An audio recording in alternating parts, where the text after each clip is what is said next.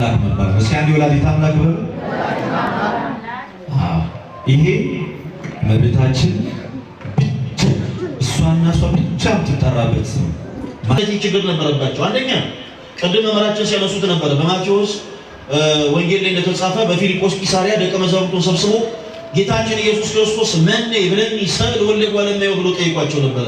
ሰዎች እኔ ማን ይሉኛል ብሎ በጠየቀ ጊዜ ሰዎች የሚሉትን ነገር ሁሉ ለክርስቶስ ነገሩት ነበር። እናንተስ ደግሞ እኔን ማን ትሉኛላችሁ ሲላቸው ጴጥሮስ ከተቀመጠበት ብድግ ብሎ አንተ ውእቱ ክርስቶስ ወልደ እግዚአብሔር ሕያው አለ። በዚህ ዕለትነት ላይ ነው ቤተክርስቲያናችን የታነጸችው። እና ክርስቶስ የእግዚአብሔር ልጅ ማለት አይፈልጉም አይሁዶች። በቃ እንደኛው ተራ ሰው ነው ብለው ነው የሚያምኑት። አንደኛው መሰረታዊ ችግራቸው ይሄ። ሌላው ሁለተኛው ደግሞ ትልቁ ችግራቸው ክርስቶስ ከድንግል ማርያም ያለ ዘር ብእሲ የተወለደው የሚለውን አስተምሮ ማመን መቀበልም አይፈልጉም።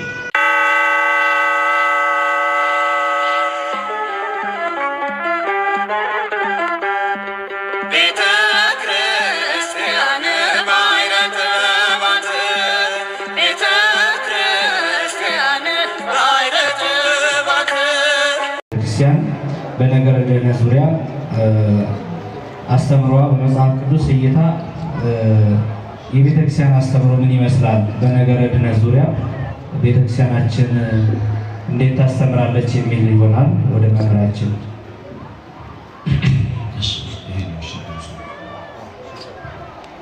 በድጋሚ እንደምን ቆያችሁ? እንግዲህ ይህንን ጊዜ የሰጠን አምላካችን ልዑል እግዚአብሔር እዚህ የምህረት አደባባይ የይቅርታ አደባባይ ላይ ያቆመን አምላካችን እግዚአብሔር በእውነት በድጋሚ የተመሰገነ ይሁን። እንግዲህ ብዙ አባቶች መምህራን ባሉበት እኛን እዚህ ጋር አስቀምጦ መጠየቁ ራሱ ማለት ሳይገባን የእግዚአብሔር ቸርነትን የሚያሳይ ነው እና ድፍረት ሳይሆንብን እኛም ከአባቶች የተማርነው ጥቂት ነገር እናገራለን። እንግዲህ ነገረ ድኅነት ማለት በጣም ሰፊና ጥልቅ ትምህርት ነው። እንግዲህ በቤተክርስቲያናችን በጣም ሰፊ እንደምታውቁት በዚህ በኦሪት ዘፍጥረት ምዕራፍ 2 ቁጥር 17 ላይ አዳም አትብላ ከተባለው ዕፀ በለስ በበላ ሰዓት ላይ ሞትን ወደ ሰው ልጆች ሁሉ አመጣ አይደለ? በሔዋን በኩል ያ ሞት ወደ ዓለም ወደኛ ገባ። ስለዚህ የሰው ልጆች ሁሉ እግዚአብሔርን ከሚያክል አባት ገነትን ከምታክል ስፍራ ተለዩ፣ ከነበራቸው ጸጋ ክብር ተራቆቱ አይደለ? ድቀተ ባህሪ ወይም የባህሪ ጉስቁልና ሞት ወደኛ መጣ። እናም ያንን ሞት ያንን ውድቀት የሰው ልጆች በራሳቸው አቅም ምን ማድረግ አልቻሉም፣ ማሸነፍ አልቻሉም። አብርሃምን የመሰለ ደግ አባት ያንን ሞት በራሱ አቅም ሊያጠፋ አልቻለም። ከእግዚአብሔር ጋር በርካታ ጊዜ ቃል በቃል የተነጋገረ ሙሴ ያንን ሞት ሊያጠፋ አልቻለም። ብዙ መከራን የታገሰ ኢዮብ ከዛ ሞት ሊያመልጥ አልቻለም። እጅግ ብዙ በርካታ አባቶች ምን ማድረግ አልቻሉም፣ ከዛ ከመጣብን ውድቀትና ሞት ሊያድኑን አልቻሉም። ስለዚህ ኢሳይያስ በትንቢቱ አስቀድሞ ብሎ ተናገረ። በትንቢተ ኢሳይያስ ምዕራፍ 45 ቁጥር 11 ላይ እኔ እግዚአብሔር አምላክ ነኝ ከኔ በቀር ሌላ አዳኝ የለም ብሎ እግዚአብሔር ተናገረ። እንደገና ትንቢተ ኢሳይያስ ምዕራፍ 59 ቁጥር 16 ላይ ደግሞ እግዚአብሔር አምላክ ወደ ምድር ተመለከተ፣ ወደ እርሱም የሚማልድ እንደሌለ አየ፣ ተደነቀ፣ የገዛ ክንዱ መድኃኒት ሆነችው፣ ጽድቁም አገዘው። ስለዚህ ሰው መዳን ስላልቻለ እግዚአብሔር በነቢያት አስቀድሞ ትንቢትን በማናገር በኋለኛው ዘመን ደግሞ ተቀዳሚ ተከታይ የሌለው አንድያ ልጁን ወደ ዓለም ላከ። በዚህ በዮሐንስ ወንጌል ምዕራፍ 3 ቁጥር 16 ላይ እግዚአብሔር ዓለሙን ሁሉ ወዷልና የሚወደውን ልጁ ወደ ዓለም ላከ። ስለዚህ የሰው ልጆች ከሞት ወደ ሕይወት ከጨለማ ወደ ብርሃን የመጡት እግዚአብሔር አንድያ ልጁን ልኮ ጌታችን ኢየሱስ ክርስቶስ ከእናታችን ከድንግል ማርያም በመወለዱ ነው። እናም በመወለዱ ጌታችን በመስቀል ላይ ዋጋ ከፍሎ የሰው ልጆችን ሁሉ ምን አደረገ? ነፃ አወጣ። ገላትያ ምዕራፍ 5 ቁጥር 1 ላይ በነፃነት እንድንኖር ክርስቶስ ኢየሱስ ነፃ አወጣን።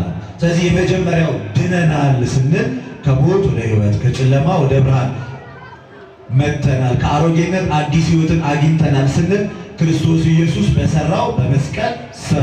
ይሄ እዚህ የመዳን ስራ ላይ ማንም ኦርቶዶክሳዊ ማንኛውም ሰው በጸጋ ይቀበላል እንጂ የራሱን አስተዋጽኦ አያደርግም። ለዚህ ኤፌሶን 2:8 ላይ ጸጋው በእምነት አድኗቸዋል፣ ይህም የእግዚአብሔር ስጦታ ነው እንጂ ከእናንተ አይደለም፣ ማንም እንዳይመካ ከስራ አይደለም። ልጅነትን ስትሰጥ ቤተክርስቲያን በጥምቀት ልጅነትን ስናገኝ ከኛ ስራ ነው አይደለም፣ በጸጋ ቅዱስ ሥጋውን ስንወስድ በጸጋ ቅባ ሜሮን ተቀብተን መንፈስ ቅዱስን ስንቀበል በጸጋ ልጅነትን ስትሰጠን ቤተክርስቲያን በጸጋ ነው። ይሄ በጸጋ ያለ ስራችን ያገኘነው መዳን ድነናል እንድንል ያስችለናል። ምን እንድንል? ድነናል። ስለዚህ ኦርቶዶክሳውያን ድናችኋል? አዎ ድነናል። ከምን? በአዳም ምክንያት ከመጣው ሞት፣ ከባህሪ ጉስቁልና፣ ከውድቀት በክርስቶስ ኢየሱስ የመስቀል ሥራ ያለ ሥራችን አምነን ቅዱስ ሥጋው ክቡር ደሙ ተቀብለን በመንፈስ ቅዱስ ታትመን ልጅነትን አግኝተን ድነናል። ስልም ይሄ እየዳንን ነው ስንል ደግሞ ሐዋርያው ቅዱስ ጳውሎስ እንደተናገረ ኤፌሶን 2:10 ላይ እኛ ፍጥረቱ ነንና እግዚአብሔር አስቀድሞ ያዘጋጀው መልካሙን ሥራ ለማድረግ በክርስቶስ ኢየሱስ ተፈጠርናል። የዳነ ሰው መልካም ሥራ ይሰራል። ወይም ደግሞ ኦርቶዶክሳዊ ነገረ መዳን ትምህርት እግዚአብሔርን በመምሰል ሕይወት ማደግ ወይንም ይሄ ሱታፌ አምላክ የምንለው ማለት ነው። ሱታፌ አምላክ እዚህ አንደኛ ጢሞቴዎስ ምዕራፍ 3 ቁጥር 16 ላይ እግዚአብሔርን የመምሰል ሚስጥር ያለ ጥርጥር ታላቅ ነው፣ በሥጋም የተገለጠ ነው እንደሚል ኦርቶዶክሳዊ የነገረ መዳን ትምህርት ማለት ሱታፌ አምላክ ወይንም እግዚአብሔርን በመምሰል ሕይወት ማደግ ማለት ነው። ልክ ፊልጵስዩስ 2:12 ላይ በፍርሃትና በመንቀጥቀጥ ሆናችሁ መዳናችሁን ፈጽሙ ይላል። አብዛኞቹ ወንድማችን ይነግራቸዋል በኋላ ላይ በእምነት ብቻ ድነናል፣ ስራ ያስፈልጋል ነው እንዴ? መጽሐፍ እንደዛ ይላል። የዳነ ሰው በመዳን ሕይወት መመላለስ አለበት። ሕይወት ያገኘ ሰው በሕይወት ጎዳና መመለስ አለበት። እዚህ ቲቶስ 3:8 ላይ ቃሉ የታመነ ነው፣ እግዚአብሔርንም የሚያምኑ በበጎ ስራ እንዲጸኑ አስረግጠ ንገራቸዋል። ቁጥር 14 ላይ ደግሞ አንዳንዶችም ከኛ ውስጥ ፍሬ ቢሶች ሆነው እንዳይቀሩ ፍሬ ሊያፈሩ የግድ ስለሚያስፈልጋል በበጎ ስራ ምን ይበላል? ይስሩ። ስለዚህ በበጎ ስራ መጽናት ማለት ይሄኛው እየዳንን ነው ማለት ይሄ ነው። እንድናለን ማለት ደግሞ ምንድነው? ክርስቶስ ኢየሱስ ይመጣል አይደለም? ክርስቶስ ኢየሱስ ይመጣል። ልክ እዚህ ሮሜ ምዕራፍ 2 ቁጥር 6 ላይ እርሱ ለእያንዳንዱ ለሥራ ያስረክበዋል፣ በበጎ ስራ በመጽናት ክብርንም የዘላለሙንም ሕይወት ለሚፈለጉ ይሰጣቸዋል። ማቴዎስ ወንጌል ምዕራፍ 24 ከቁጥር 23 ላይ እስከ መጨረሻ የጸና እርሱ ይድናል። ሁለተኛ ቆሮንቶስ ምዕራፍ 5 ቁጥር 10 ላይ ክፉ እንዳደረገ ሁላችንም ማለት በክርስቶስ ኢየሱስ የፍርድ ወንበር ፊት ምን እንላለን? እንገለጣለን። ጌታ ኢየሱስ ክርስቶስ እንዲሁ እንደሄደ እንዲሁ ደግሞ ተመልሶ ይመጣል። እርሱ ከዛ ለእያንዳንዱ ለሥራ ያስረክባል። እንድናለን ማለት በተስፋ ክርስቶስ ኢየሱስ ሲመጣ ጸንተው ያሉት ፍሬ ያፈሩት በቅዱስ ሥጋው በክቡር ደሙ ጸንተው የቆዩት ሃይማኖትን ያልካዱት በንስሐ ሕይወት የተመላለሱት መልካም ምግባርን ከሃይማኖት ጋር አስተባብረው የያዙት ነፍሱን ሙሽራው በሚመጣ ሰዓት ላይ በምን የሚቆሙት ናቸው ማለት ነው? በቀኙ የሚቆሙት እነዚህ እንድናለን ስንል በክርስቶስ ኢየሱስ መምጣት ተስፋችን ይፈጸማል ማለት ነው። በጣም ረጅም ነው። እጅግ አጠራርጌ የተናገርኩት ይቆይ።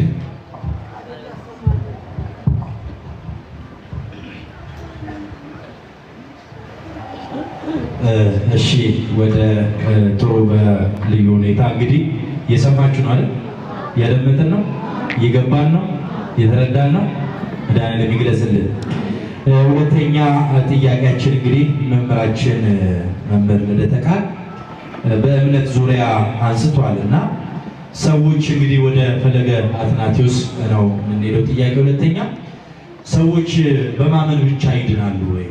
አንዳንዴ እምነት ብቻ ያድናል፣ እመን ብቻ ሌላው ምንም አያስፈልግም የሚል አስተምሮ አለ።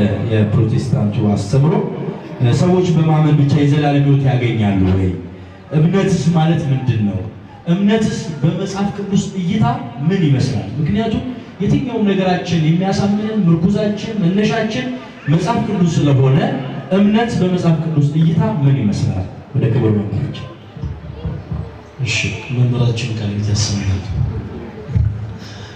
እሺ ሰዎች በማመናቸው ብቻ የዘላለም ሕይወት ያገኛሉ የሚለው የፕሮቴስታንት አስተምሮ ፍጹም መጽሐፍ ቅዱስ መሰረት የለም።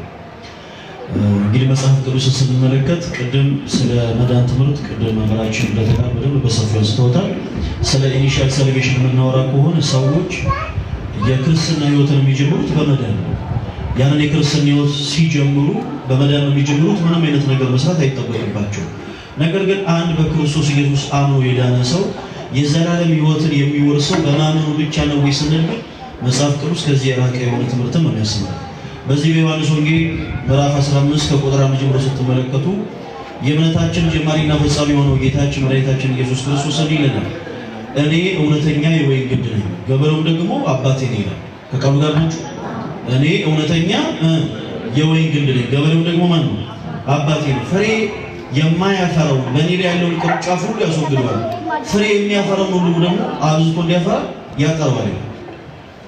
ከዛ ቁጥር 6 ላይ ወረድ ብላችሁ ስትመለከቱ በእኔ የማይኖር ቢሆን እንደ ቅርንጫፍ ወደ ውጭ ይጣላል፣ እነርሱንም ሰብስበው ወደ እሳት ይጥሏቸዋል፣ ያቃጥሉማቸዋል። አንድ ሰው በክርስቶስ ኢየሱስ የማያምን ከሆነ በክርስቶስ ኢየሱስ የማይኖር ከሆነ ከክርስቶስ ጋር እድል ፈንታ የለውም። በክርስቶስ አምኖ መልካም ፍሬ የሚያፈራ ሰው ቁጥር 2 ላይ እንደተጠቀሰው በክርስቶስ ኢየሱስ አምኖ መልካም ፍሬ የሚያፈራ ሰው በዮሐንስ ወንጌል ምዕራፍ 15 ከቁጥር 2 ላይ ጌታችን ኢየሱስ እንደተናገረ የክርስቶስ ኢየሱስ አባት አብዝቶ እንዲያፈራ ያጠራል። በክርስቶስ አምኖ ግን መልካም ፍሬ የማያፈራ ከሆነ ግን ይወገዳል ነው የሚለው ቃሉ ባጭሩ። በክርስቶስ ኢየሱስ አምኖ መልካም ፍሬ የማያፈራ ሁሉ ምን ይላል? ይወገዳል። ያዕቆብ ለዚህ ነው በያዕቆብ መልእክቱ ምዕራፍ 2 ከቁጥር 14 ላይ ወንድሞች ሆይ እምነት አለኝ የሚል ስራ ግን የሌለው ሰው ቢሆን እምነቱ ምን ይጠቅመዋል? ሰዎች በክርስቶስ ኢየሱስ አምነው መልካም ፍሬን የማያፈሩ ከሆነ መልካም ስራን የማይሰሩ ከሆነ እምነቱ ማመኑ ብቻው ምን ይጠቅመዋል? እውነተኛ የወንጌል የሆነው ጌታችን ኢየሱስ ክርስቶስ ነው። ሰዎች በማመን እውነተኛ ከሆነ ከወይን ግንድ ጋር ይጣበቃል፣ ቅርንጫፍ ይሆናሉ። ቅርንጫፍ የሆኑ ሰዎች ምን ማለት ነው? በክርስቶስ ኢየሱስ ያመኑ ሰዎች መልካም ፍሬ በማፍራት እምነታቸውን መግለጽ አለባቸው። ለዛ ነው ቅዱስ ቤተክርስቲያናችን እንዲህ አይነቱን አስተምህሮ አጋንንታዊ ትምህርት ነው ብላ የምታወግዘው። ለዚህ ነው ያዕቆብ በዚህ በመልእክቱ ምዕራፍ 2 ቁጥር 14 ላይ ወንድሞች ሆይ እምነት አለኝ የሚል ነገር ግን ስራ የሌለው ሰው ቢኖር እምነቱ ምን ይጠቅማል ያለው ለዛ። ከዛ በኋላ ቁጥር 20 ላይ ወረድ ብሎ እንደዚህ ነው ከስራ የተለየ እምነት በራሱ የሞተ ማለት እሱ ሁላችሁም አንድ ላይ በሉ ከስራ የተለየ እምነት በራሱ የሞተ ነው። ለዛ ነው ቅዱስ ያዕቆብ በቃ ከስራ የተለየ እምነት በራሱ የሞተ ነው ያለው ለዛ ነው። እንዲሁም ቅድም ሲጠቀስ ነበረ ቅዱስ ጳውሎስ በሮሜ መልእክቱ ምዕራፍ 2 ከቁጥር 7 ላይ በበጎ ስራ ለመጽናት ምስጋና ክብር የማይጠፋ ሕይወትን ለሚፈልጉ እርሱ ጌታችን ኢየሱስ ክርስቶስ የዘላለም ሕይወት ይሰጣቸዋል ያለው ለዛ። ስለዚህ ሰዎች በክርስቶስ ኢየሱስ አምነው በበጎ ስራ የሚጸኑ ከሆነ የዘላለም ሕይወትን ያገኛሉ። ነገር ግን በክርስቶስ ኢየሱስ አምነናል፣ አንድ ጊዜ ድነናል፣ አንድ ጊዜ ጸድቀናል፣ ከዚህ በኋላ መልካም ስራ መስራት አይጠበቅብንም፣ በበጎ ስራ መጽናት አይጠበቅብንም የሚል አስተምህሮ ግን ከመጽሐፍ ቅዱስ እውነት የራቀ ይህ መጽሐፍ ቅዱስ የሆነ አስተምህሮ ነው። ቃለ ሕይወት ያሰማልን። እሺ ወደ ሶስተኛው ጥያቄ ነው የምንሄደው። ሶስተኛው ጥያቄ ለመምህራችን በልደተ ቃል አሁን በዘመኑ የምንሰማው አንድ ነገር አለና በየመንገዱ የምንሰማው ቃል በየፌርማታው የምንሰማው ቃል እንደው ቤተክርስቲያናችን ይህንን እንዴት አድርጋ ትመለከተዋለች የሚለው ጌታችን አምላካችን መድኃኒታችን ኢየሱስ ክርስቶስ ስሙ እንኳን መድኃኔዓለም ነው። ነገር ግን መንገድ ላይ የምንሰማው ቃል ጌታን እንደ ግል አዳኝ አድርገህ ተቀበል የሚል አስተምሮ በየመንገዱ እንሰማለንና እውነት ቤተክርስቲያናችን ክርስቶስን የግል አዳኝ ብላ ነው ወይ የምትቀበለው? እንዲሁም ደግሞ ምእመናኑ ከዚህ አስተምሮ ራሱን እንዴት ይጠብቅ? ምእመናኑ እንዴት ራሱን ይከላከል? ይህንን መምህራችን እንዲመልሱልን ነው። ቆንጆ ጥያቄ ነው። እኛ ብዙ ጊዜ እዚህ ሚዲያ ላይም በአብዛኛው የምንከራከርበት ነው። እንደምታውቁት ይህ ጥያቄ እንግዲህ አብዛኛውን ሰው በየመንገዱ የሚያጋጥም ጥያቄ ነው አይደለ? እውነት ክርስቶስ ኢየሱስን እንደ ግል አዳኝ አድርገህ ተቀበል፣ አሁን ተቀበለ አሁን ትድናለህ የሚል ትምህርት አለ። እንግዲህ እንደምታውቁት ክርስቶስ ኢየሱስ የዓለም ሁሉ ምንድን ነው? የዓለም ሁሉ መድኃኒት። ወደ ዓለም የመጣው ምን ለማድረግ ነው? ዓለምን ለማዳን። ቤተክርስቲያናችን ክርስቶስን መድኃኔ ዓለም ክርስቶስ የዓለም መድኃኒት የዓለም ቤዛ አንዱ ስለሁሉ ሞተ እያለ ቅዱስ ጳውሎስ እንደተናገረ እኛም የምናምነው እንደዛ ብለን አንድ ሰው ለመዳን ክርስቶስ ኢየሱስን መንገድ ላይ ነው መቀበል ያለበት ወይስ ክርስቶስ ኢየሱስ በሰራት ቤተክርስቲያን? ሰው ክርስቶስን በቤተክርስቲያን ውስጥ ካልተቀበለ በስተቀር የድነት ተካፋይ መሆን አይችልም። የድነት ተካፋይ መሆን አይችልም። በዚህ በማቴዎስ ወንጌል ምዕራፍ 16 ቁጥር 13 ሰዎች የሰው ልጅ ማን ይሉታል በፊልጶስ ቂሳርያ እንግዲህ ጥቅስ ብዙዎቻችሁ ታውቁታላችሁ ብሎ ሲጠይቃቸው ከነቢያት አንዱን ኤልያስ ነው ይሉሃል አሉ። እናንተስ ማን ትሉኛላችሁ ሲላቸው አንተ ውእቱ ወልደ እግዚአብሔር ሕያው ብሎ ቅዱስ ጴጥሮስ ይመልሳል አይደለ? ጴጥሮስ አንተ አለት ነህ፣ በአንተ ላይ ምን እንሰራለን? ቅድስት ቤተ ክርስቲያን እንሰራታለን። ክርስቶስ ኢየሱስ በደሙ በዋጃት ቅድስት ቤተ ክርስቲያን ካልሆነ በስተቀር መዳንን መካፈል የሚችል ማንም ሰው የለም። ቅዱሳን አባቶችም እንደተናገሩ ከቤተ ክርስቲያን ውጪ ድነት የለም።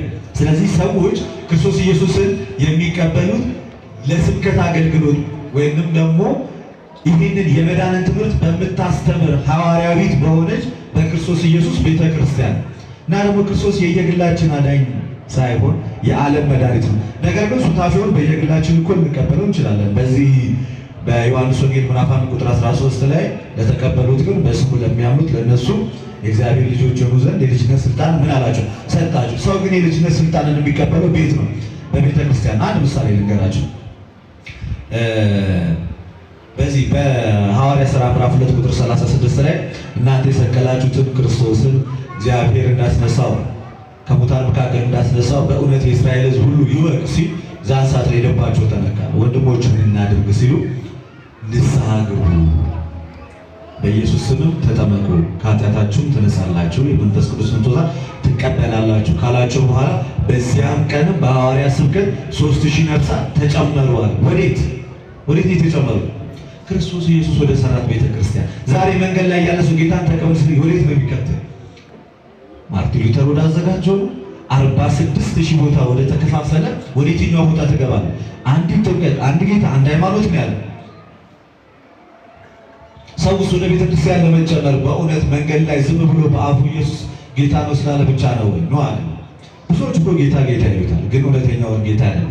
ሰው ወደ እግዚአብሔር መንግስት ለመጨመር ከውሃና ከመንፈስ መወለድ መቻል አለበት። እውነት ነው እላችኋለሁ፣ ከውሃና ከመንፈስ ዳግመኛ ካልተወለዳችሁ ወደ እግዚአብሔር መንግስት አትገቡ። ሰው ከውሃና ከመንፈስ የሚወለደው መንገድ ላይ ነው ወይስ በክርስቶስ ኢየሱስ ቤተክርስቲያን? የት ነው? በቤተ ክርስቲያን።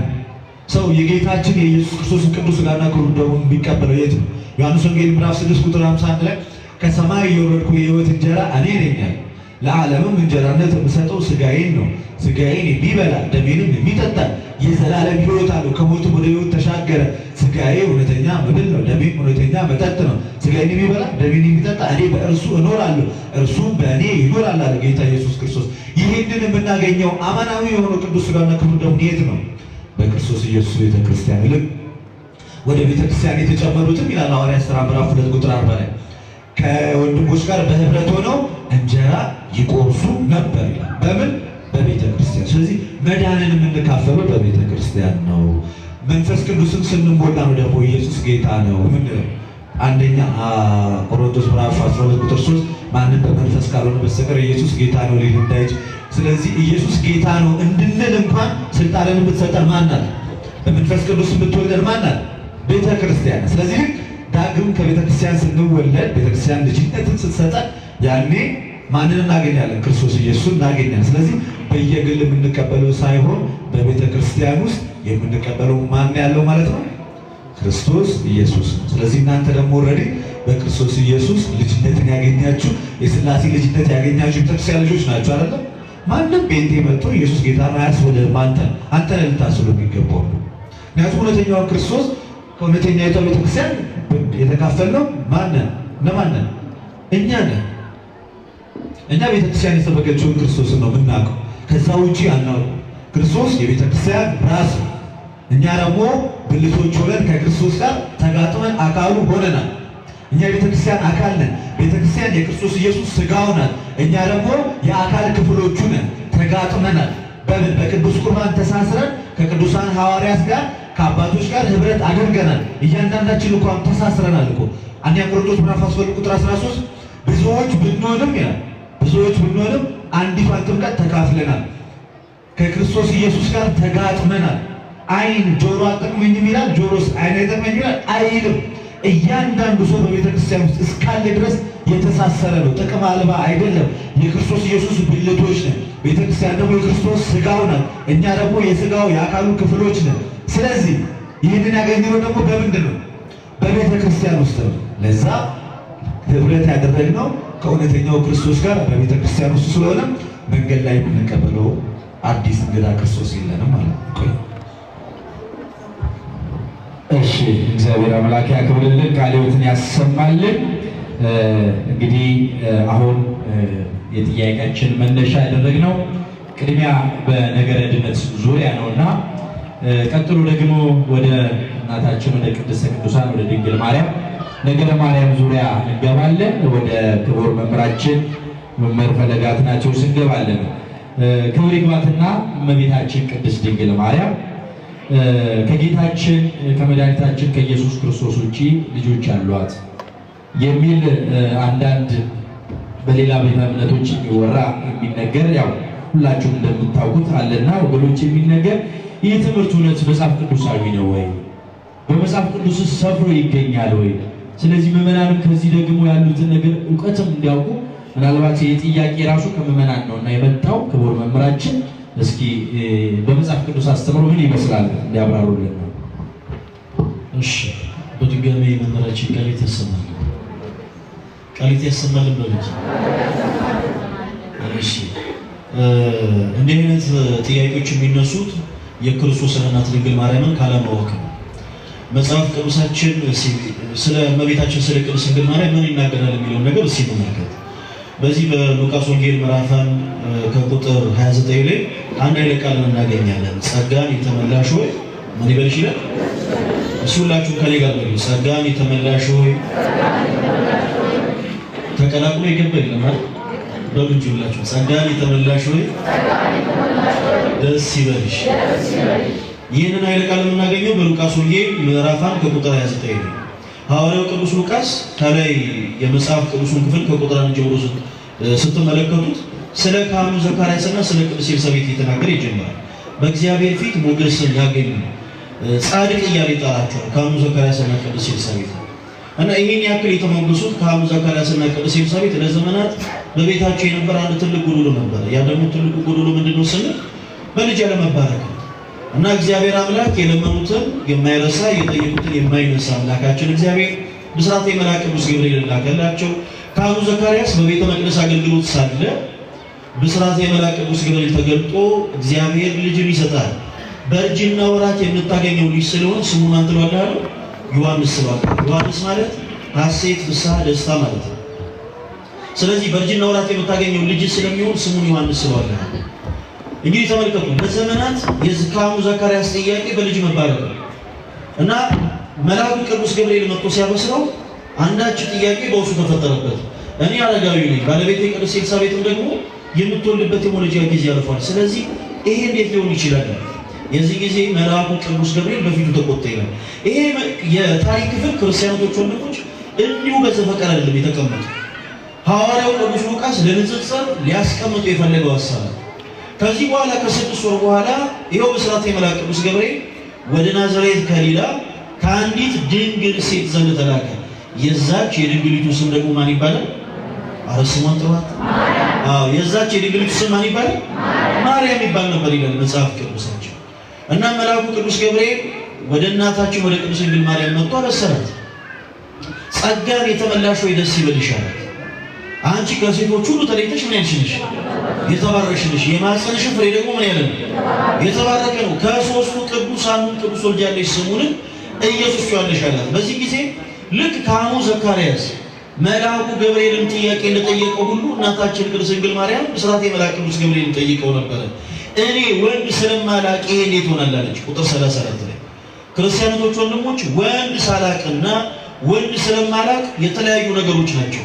ወንድ ሳላቅ ከሆነ ሳላገባ ማለት ነው። ከቃሉ ጋር ናቸው አይደል?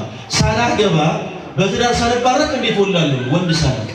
እናታችን ቅድስት ድንግል ማርያም ግን ለዘላለም ወንድ የማወቅ ፍላጎት ስለሌላት ወንድ ስለማላቅ ነው ያለችው። ወንድ ስለማላቅ ይሄን እንዴት ሆናለች? በዚህ ጊዜ መልአኩ ቅዱስ ገብርኤል ቃሏን በቃል ነው ያሸነፈው። የእናታችን የቅድስት ድንግል ማርያምን ንጽህናዋን፣ ቅድስናዋን፣ ክብሯን በመጽሐፍ ቅዱስ ማስረጃ ካለማወቅ ካለመረዳት የተነሳ ብዙ ጊዜ የክህደት ቃልን ብዙዎች በሷ ላይ ይሰነዝራሉ። ስለ እናታችን ስለ ቅድስት ድንግል ማርያም ስለናገር በጣም ጥንቃቄ ያስፈልጋል ክርስቲያኖች። ምክንያቱም ምንናገረው የምንጠራው ስም ሁሉን ቻይ የሆነው ሰማይን ያለባላ ምድርን ያለካስማ ያጸናው የጌታችን የአምላካችን የመድኃኒታችን የኢየሱስ ክርስቶስ እናት ስም ነው ድንግል ማርያም የሚለው ስም እና መልአኩ ቅዱስ ገብርኤል ቃሏን በቃል አሸነፈ። ተመልከቱ፣ ከ6 ወር በፊት ወደ ዘካርያስ በተላከ ጊዜ ግን በፊቱ ተቆጣ ነው የሚለው ብስራተ መልአክ ቅዱስ ገብርኤል። እንደውም ሊቃውንት ሚስጥርን ሲያመሰጥሩ ምን ይላሉ? በዛ ሞት ወደ ሌላ ሰው ቢሆን ኖሮ የተላከው ካህኑ ዘካርያስን እንደተቆጣ ይቆጣ ነበረ። ነገር ግን በፊቱ የቆመችው የክርስቶስ እናት ድንግል ማርያም ስለሆነች ቃሏን በቃል አሸነፈ ይላል። ለዛ ነው ቅዱስ ኤፍሬም በውዳሴ ማርያማችን ላይ የአቢ ክብራ ለማርያም ሁሉም ቅዱሳን ያለው ከሁሉም ቅዱሳን ይልቅ የማን ክብር ይበልጣል? በጉጂ በል የማርያም ክብር ይበልጣል ከሁሉም ቅዱሳን ይልቅ። ለምንድን ስንል ቅዱስ ኤፍሬም እንዲህ ይላል፣ ይእቲታቢም ኪሩቤል ወትፈለፍልም ሱራፌል እስመ ኮነት ታቦተ ለሃሩ ዘእምቅድስት ሥላሴ። ይህች ከኪሩቤል ትበልጣለች፣ ከሱራፌልም ትበልጣለች። ምክንያቱም ከሶስቱ ቅዱስ ለአንዱ ቅዱስ ሆናለች፣ ማደሪያ ሆናለች።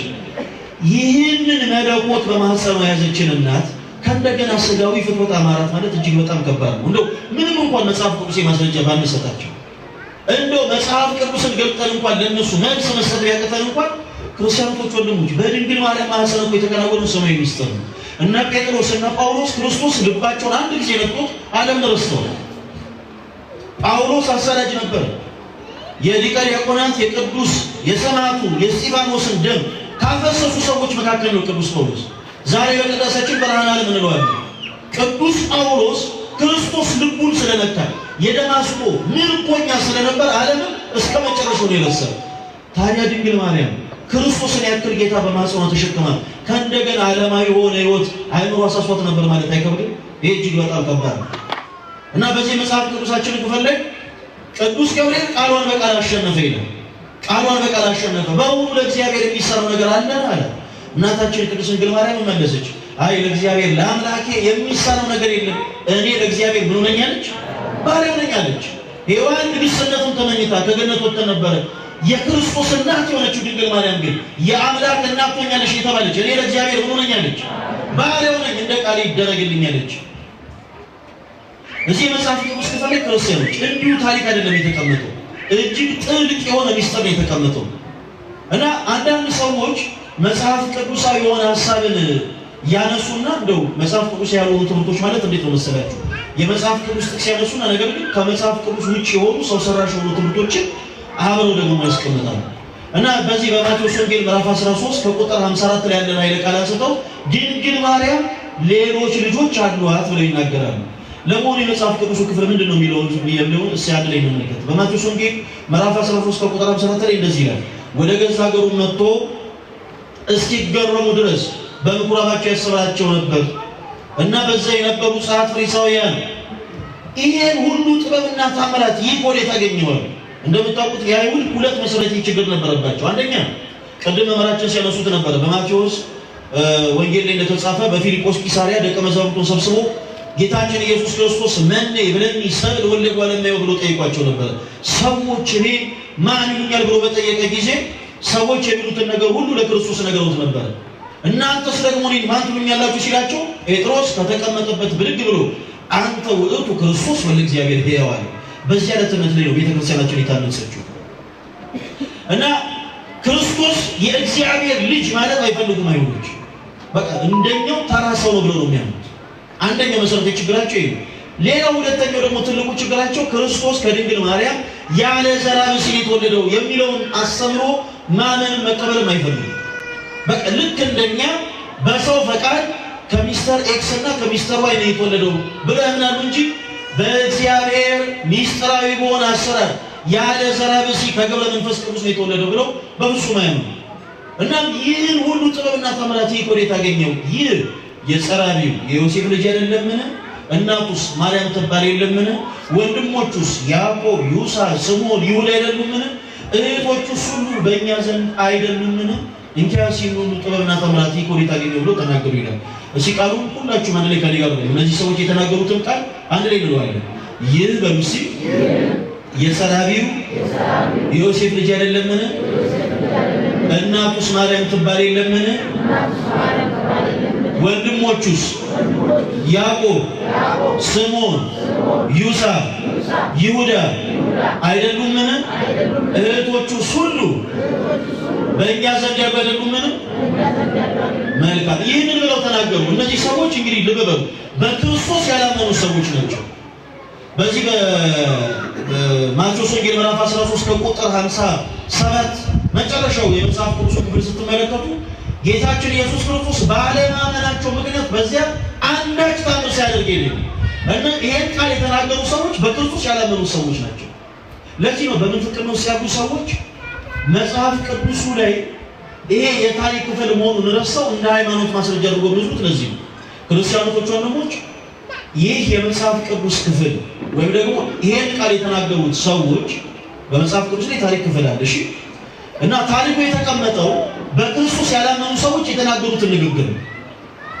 በክርስቶስ ያላመኑ ሰዎች ይህን ብቻ አይደለም፣ ሌላ በጣም ብዙ ነገር ብለው ያቀርቡ። ለምሳሌ የማርቆስ ወንጌል ምዕራፍ 3 ስትመለከቱ ቁጥር 2 ላይ ጌታችን ኢየሱስ ብዔልዜቡል አለበት በአጋንንት አለቃ ደግሞ አጋንንትን ያወጣል ብሎ ተናግሯል። ሎቱ ስብሐት ጌታችን ኢየሱስ ክርስቶስ ብዔልዜቡል አለበት በአጋንንት አለቃ ደግሞ አጋንንትን ያወጣል ብሎ ተናግረው ነበር። እንዲህ አይነት አስተምሮ አለ ወይ? በፍጹም የለም። መጽሐፍ ቅዱስ እንዲህ አይነት አስተምሮን ያስተምራል ወይ? በፍጹም አያስተምርም። ነገር ግን የታሪክ ክፍል በክርስቶስ ያላመኑ ሰዎች የተናገሯቸው ንግግሮች በመጽሐፍ ቅዱሳችን ላይ ተቀምጧል እና በማቴዎስ ወንጌል ምዕራፍ 13 ከቁጥር 54 ጀምሮ ያለውን ቃል ላይ ያለው ገጽ ንባብ በአጠቃላይ ስህተት ነው። የተናገሩት አንድም ትክክል የሆነ ሐሳብ አይደለም። ይህ የጸራቢው የዮሴፍ ልጅ አይደለም ወይ ብሎ ተናገሩ። የክርስቶስ ኢየሱስ አባት ማን ሆኖ ሳለ የባሪያ አባቱ ማን ነው? እግዚአብሔር። የጌታችን የኢየሱስ ክርስቶስ የባሪያ አባት እግዚአብሔር ሆኖ ሳለ እነሱ ግን ይህ የጸራቢው የዮሴፍ ልጅ አይደለም ብለው ተናገሩ። እናቱስ ማርያም ትባል የለምን አሉ ክርስቲያኖች። እናቱ ማርያም ትባል የለምን የሚለው ቃል ቢስታዩት እውነት ይመስላል። ነገር ግን ሐሰትና ስህተት ነው። እኛ በክርስቶስ የምናምን ሰዎች ክርስቶስን የማርያም ልጅ ስንለውና በክርስቶስ የማያምኑ ሰዎች ክርስቶስን የማርያም ልጅ ሲሉት ይለያል። በጣም ለየቀል። እኛ ክርስቶስን በክርስቶስ የምናምን ሰዎች ጌታችን ኢየሱስ ክርስቶስን የማርያም ልጅ ስንለው ያለ ዘር ብእሲ ከግብረ መንፈስ ቅዱስ የተወለደ ይገኛል። በክርስቶስ የማያምኑ ሰዎች ግን የማርያም ልጅ ሲሉት በሰው ፈቃድ እንዲሁ የተወለደ ሰው ነው ለማለት የንቀት ቃልን አዘል የሆነ ቃል አጠቃቀም የተጠቀሙ የተናገሩ። ስለዚህ የጸራቢው ልጅ አይደለም? እናቱስ ማርያም ትባል የለምን? ወንድሞቹስ ያዕቆብ፣ ዮሳ፣ ስምዖን፣ ይሁዳ አይደሉምን? እህቶቹስ ሁሉ በእኛ ዘንድ ያሉ አይደሉምን? ብለው ተናገሩ። አሁን እቺ ወንድሞቹ እህቶቹ ብትለውን ቃል አንስተው ፕሮቴስታንት የሆኑት ወንድሞች ለካ ድንግል ማርያም ከክርስቶስ ውጪ ሌሎች ልጆች ወልዳለች ይላሉ። ይሄ ሞኝነት ነው። በማቴዎስ ወንጌል ምዕራፍ 12 ስናሳጥረባችሁ በማቴዎስ ወንጌል ምዕራፍ 12 ከቁጥር 50 ላይ የእምነታችን ጀማሪና ፈጻሚ የሆነው ጌታችን ኢየሱስ እንዲህ ይላል፣ የአባቴን ፈቃድ የሚፈጽም ሁሉ እርሱ ወንድሜ ነው ይላል። ቃሉን እስኪ አንድ ላይ በሉ። የአባቴን ፈቃድ የሚፈጽም ሁሉ በሉ እስኪ እርሱ ወንድሜ ነው። በቃ ይሄ ቃል ለጆሮአችን አይቆረቆርም። ከቃሉ ጋር ናችሁ? እነ ያዕቆብ፣ እነ ዮሳ፣ እነ ይሁዳ፣ እነ ስምዖን ብቻ ሳይሆን ቅዱስ ጳውሎስም የጌታ የኢየሱስ ክርስቶስ ወንድም ተብሎ ተጠርቷል። እንዲህ አይነቱ ቃል ለእኛ ለጆሮአችን አይቆረቆርም። እርግጥ ነው ክርስቶስ እንደተናገረ የአባቴን ፈቃድ የሚፈጽም ሁሉ እርሱ ምን ነው ብሏል? ወንድሜ ነው ብሏል። ወንድሞች ተብሎ የተጠሩት የጌታችን የኢየሱስ ክርስቶስ የአባቱን ፈቃድ ስለፈጸሙ እንጂ በሥጋ ከድንግል ማርያም ስለተወለዱ አይደለም። እናታችን ቅድስት ድንግል ማርያም ቅድመ ወሊድ፣ ጊዜ ወሊድ፣ ድህረ ወሊድ፣ ቅድመ ጸኒስ፣ ጊዜ ጸኒስ፣ ድህረ ጸኒስ ድንግል ናት። በእውነት ለስም አጠራሯ ክብር ይግባት።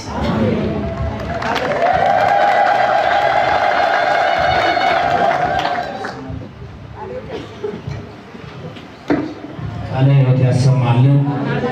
አሁንም በእመቤታችን ዙሪያ ነው ለወንድማችን ለመምህር ልደተ ቃል ጥያቄው የሚቀርበው። እናታችን ቅድስት ድንግል ማርያም በነገረ ድነት ዙሪያ ያላት ሚና ምንድን ነው? ምክንያተ ድኅነት ለምን ተባለች? በመጽሐፍ ቅዱስ እይታስ ነገረ ድነት ዙሪያ በነገረ ድነት ዙሪያ ያላት ሱታፌ ምን ይመስላል የሚል ይሆናል። በእመቤታችን ዙሪያ አሁንም መምህራችን ያብራሩልናል።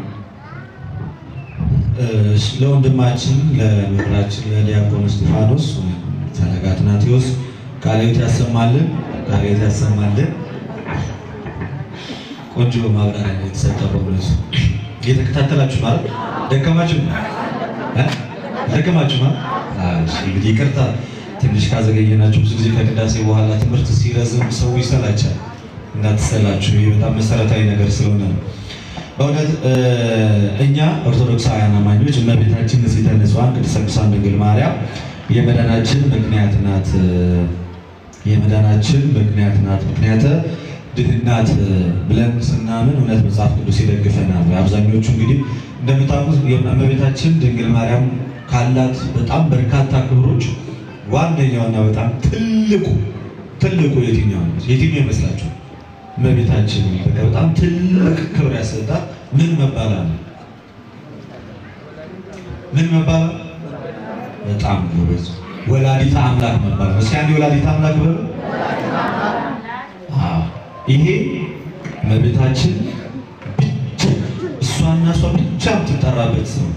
ማንም ከሷ በኋላ አምላክን የወለደ የለ፣ ሊወልድ የሚችል የለ፣ ከሷ በፊትም የወለደው አልነበረም። በብቸኝነት ከሥላሴ አካል አንዱ ወልደ ባለሙያ የወለደች ማናት? እመቤታችን ናት። ስለዚህ የእመቤታችን ትልቁ ክብሯ ምን ማለት ነው? ትልቁ ክብሯ አምላክን መውለድ ነው። ለዛ ነው ታላቁ ቄርሎስ በ12ቱ የውግዘት ቃሉ ላይ በመጀመሪያው ላይ አማኑኤል እግዚአብሔር እንደሆነ ማርያምም የእግዚአብሔር እናት እንደሆነች የማያምን እርሱ የተወገዘ ይሁን፣ ከቤተክርስቲያን ንብረትን ይለያል። እንደዚህ ብሎ አለማመን በራሱ ከቤተክርስቲያን ንብረት ያስለያል። ስለዚህ በመጽሐፍ ቅዱስ አስተምሮ መሰረት እና በቀደሙ የቤተክርስቲያን አስተምሮ መሰረት እመቤታችን የመዳናችን ምክንያት ናት ነው ወይ? አዎ ብኪ ድኅነ ዓለም ብለን እናዜማለን በቤተክርስቲያናችን እና እመቤታችን በእርሷ ዓለም ድኗል ስንል ምክንያተ ድኅነት እያልን ነው። እንደምታውቁት በዚህ በኦሪት ዘፍጥረት ምዕራፍ 2 ላይ ሰይጣን በእባብ ተመስሎ ወደ እናታችን ሔዋን ቀርቦ እንዳሳታትና ያንን እንደበላች እናውቃለን አይደል? ስለዚህ በሔዋን ምክንያት ሞት ወዴት መጣ? ወደ ሰው ልጆች መጣ አይደል?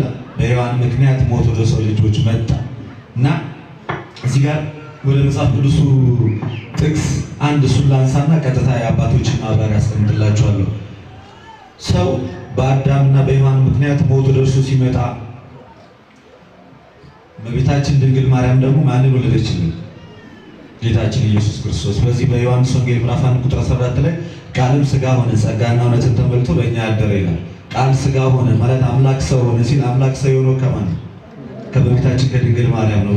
ወንድማችን ቅድም አስወጣል። ሉቃስ ወንጌል ምዕራፍ 1 ቁጥር 26 በስድስተኛው ወር መልአኩ ገብርኤል ናዝሬት ገሊላ ወደምትባል ለዮሴፍ ወደ ታጨች ወደ አንዲት ድንግል ከእግዚአብሔር ዘንድ ተላከ፣ የድንግሊቱም ስም ማርያም ነበር ይላል አይደለ?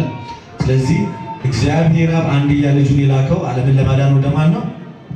ወደ እመቤታችን ወደ ቅድስት ድንግል ማርያም። ከእርሷ ሥጋን ባይነሳ እና የእኛን ባህሪ የራሱ ባህሪ ባያደርግ ገንዘብ ባያደርግ ኖሮ የሰውን ልጅ የወደቀውን የሰውን ልጅ ከሞት ያነሳው ነበር? አያነሳው ነበር አይደለ? ለዛ እኮ ነው ሐዋርያው ጳውሎስ በገላትያ መልእክቱ ምዕራፍ 4 ከቁጥር 4 በዘመን መጨረሻ እግዚአብሔር ከሴት የተወለደ ከሕግም በታች የተወለደ ልጁን ላከ። በዘመን መጨረሻ ከማን የተወለደ ልጁ? ከሴት የተወለደ ልጁ። እስኪ አንዴ ከሴት የተወለደ በሉ። ልጁን ምን አለ? ላከ። ማን? እግዚአብሔር። በምን? በዘመን መጨረሻ። ሴት ማለት ምን ማለት ነው? ነዋትሽ ካልንቲ ስጋሽ ከስጋዬ ነውና ከዚህ በኋላ አንቺ ሴት ትባያለሽ ብሎ አዳም እንደሰየመ ከሴት ተወለደ ማለት ያለ ዘር አብሲ ያለ ወንድ ከእናት ብቻ ተወለደ ማለት። እዚህ ዓለምን ለማዳን ከድንግል ማርያም ተወልዷል። ይሄኛው አንደኛው የመጽሐፍ ቅዱስ ትምህርታችን ነው። እንደገና ደግሞ ዕብራውያን ምዕራፍ 2 ከቁጥር 14 ጀምሮ እንደዚህ ይላል፣ በነገሮች ሁሉ ወንድሞቹን መሰለ፣ በሞት ላይ ስልጣን ያለውን በሞቱ እንዲሽር ያውም ዲያብሎስ ነው። በዘመናቸው ሁሉ በሞት ፍርሃት በባህርነት ታስሮ የነበሩትን ሁሉ ነፃ እንዲያወጣ በሥጋና በደም ተካፈለ። የአብርሃምን ዘር ይዟል እንጂ የያዘው የማን አይደለም? የመላእክትን አይደለም። ስለዚህ የአብርሃምን ዘር ይዟል እና በሥጋና በደም ተካፈለ ሲል በሥጋና በደም የተካፈለው ከማን ነው? ጌታ ኢየሱስ ክርስቶስ ከእናታችን ከቅድስት ንጹሐን ከቅድስት ቅዱሳን ከድንግል ማርያም ከእርሷ ከአንዲት ንጽሕት ድንግል ዘርን ባይካፈል ኖሮ ምን ባላደረገ ነበር? ባላዳነን ነበር። በትንቢተ ኢሳይያስ ምዕራፍ 1 ከቁጥር 9 ላይ ምንድን ነው የሚለው? የሠራዊት ጌታ እግዚአብሔር ዘርን ባያስቀርልን ኖሮ እንደ ሰዶም እንደ ገሞራም በጠፋን ነበር የሚለውን ሲያብራራው የቤተክርስቲያናችን አንድምታ ትንቢተ ኢሳይያስ አንድምታ አራተኛ ማብራሪያው አንዲት ንጽሕት ድንግል የሆነችን ዘር ባያስቀርልንና በሥጋ ባይወለድ ኖሮ ጠፍተን ምን ባልን ነበር? በቀረን ነበር ይልና በዚህ ምክንያት በቤታችን የመዳናችን ምክንያት ነው። አዳኛችን ማን ነው? ክርስቶስ ኢየሱስ። በመስቀል ላይ ሥጋው የተቆረሰው የመለኮት የሉቃስ ሥጋ አልተሰቀለም። የእመቤታችን ሥጋ አይደለም የተሰቀለው፣ ከእመቤታችን የነሳውንና ከመለኮት ጋር ያዋሃደውን ነው። እሺ እኛ የምንበላው የምንጠጣው የሉቃስ ሥጋ አይደለም፣ ከመለኮት ጋር የተዋሃደ ነፍስ የተለየው መለኮት የተዋሃደውን ሥጋ ነው የምንበላው የምንጠጣው። ለዛ ነው የሞተው በመስቀል ላይ ራሱን ቤዛ ያደረገው ከድንግል ማርያም የነሳውንና ከመለኮት ባህሪው ጋር ያዋሃደውን የአንዱን የስግው ቃል የክርስቶስ ኢየሱስን ቅዱስ ሥጋውና ክቡር ደሙ ነው። ግን ይህንን ሥጋ የወሰደውና ከመለኮቱ ጋር ያዋሃደው ከእመቤታችን ከድንግል ማርያም። ለዚህም የዓለም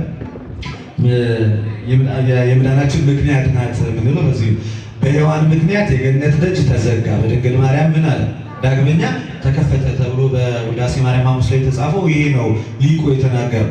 ታላቁ የቤተክርስቲያን አባት ቅዱስ ኢራኔስ ምናልባት ጊዜ ላትሰሙ ትችላላችሁ። ለሐዋርያት የቀረበ የቤተክርስቲያን አባት ነው፣ ኢራኔስ ይባላል።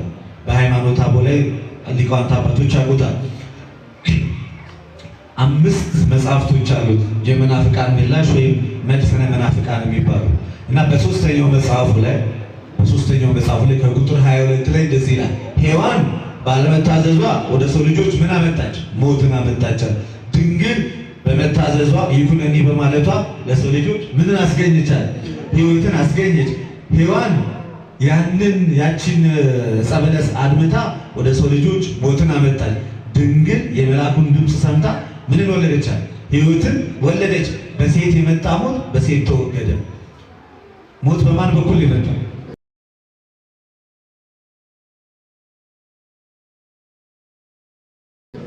በሴት በኩል አይደለም። ሔዋን በገነት እያለች ምን ነበረች? ድንግል ወንድን ወይም ደግሞ ምንም ማታቅ ነበረች። ስለዚህ በድንግሊቱ ምን መጣ? በድንግሊቱ ሔዋን ሞት መጣ። በድንግል ማርያም ደግሞ ምን መጣ? ሕይወት መጣ። ሔዋን በጆሮዋ ሰምታ በዓይኖቿ አይታ ምንን አመጣች? ሞትን አመጣች። ድንግል የመልአኩን ብስራት በጆሮቿ ሰምታ ምን እንደ ንብ ያለ ሩካቤ እኮ የሚባለው እኮ ይሄ ማለት በቅዳሴ ማለት ነው። እመቤታችን እኮ የጸነሰችው በመስማት ነው አይደል? የመልአኩን ድምፅ አካላዊ ቃል በማጸን ያደረው እኮ ቃሉን እኮ የተቀበለችው በጆሮዋ ነው አይደል? በመስማት እኮ የተጸነሰው አይደል? ስለዚህ ሔዋን በመስማቷ የማንን ድምፅ? የሰይጣንን ድምፅ ሰምታ ምን አመጣች? ሞትን አመጣች። ድንግል የመልአኩን ድምፅ ሰምታ ምንን ወለደች? ሕይወትን ወለደች። በድንግሊቱ ሞት መጣ፣ በድንግሊቱ ምን መጣ? ሕይወት መጣ። ስለዚህ በዚህም አንቺ አለ ይህ አባት የመዳናችን ምክንያት ነሽ። ሔዋን ለራሷም ለዓለምም ሁሉ የመጥፋት ምክንያት ሆነች። ድንግል ለዓለም ሁሉ የመዳን ምክንያት ሆነች። በሔዋን ሞት ተወለደ፣ በድንግል ሕይወት ተወለደ። ወደ ሔዋን ሰይጣን መጣ፣ ወደ ድንግል መልአክ መጣ። ስለዚህ እያንዳንዱ ነገር እመቤታችን ለዚህ ነው ቤዛዊተ ዓለም የምንላት በሔዋን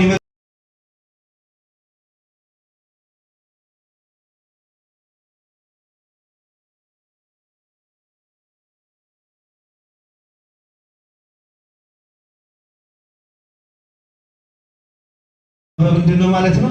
ምክንያተ ድኅነት በመሆኗ ከዚህ በፊት እመቤታችን የዓለም ቤዛ ትባላለች። በደንብ ለይቶ አጥርቶ ማየት ነው እንጂ ትባላለች። እንደ ክርስቶስ ኢየሱስ የዓለም ቤዛ አትባልም።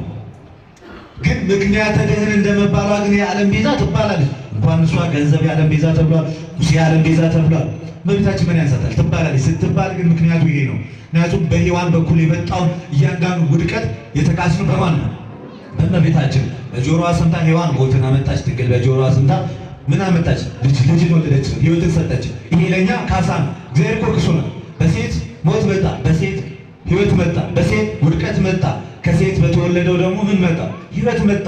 ስለዚህ እመቤታችን ድንግል ማርያም የመዳናችን ምክንያት ናት ስንል ዓለምን ለማዳን ሥላሴ አስቀድመው የመረጧ ከመፈጠሯ ከመወለዷ በፊት በአምላክ ሕሊና ታስባ ትኖር የነበር ንጽሕት ቅድስት እናታችን ማናት?